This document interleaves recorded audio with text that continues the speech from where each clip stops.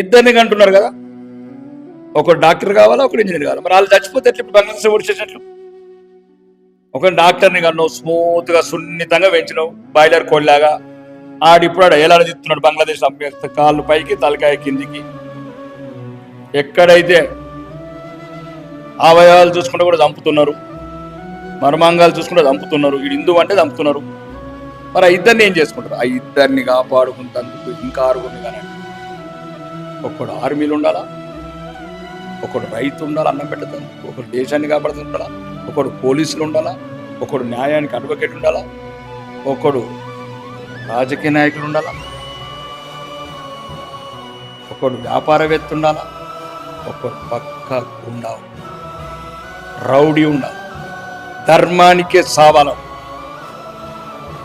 ఎదుటి ధర్మం ఎప్పుడు నేను అవమానిస్తుందో ఆ బిడ్డ రెడీ ఉంటాడు, ఏది పట్టుకోవాలో.